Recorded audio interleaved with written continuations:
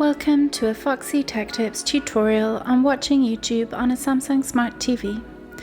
If you find this video helpful, please consider subscribing to my channel and liking the video.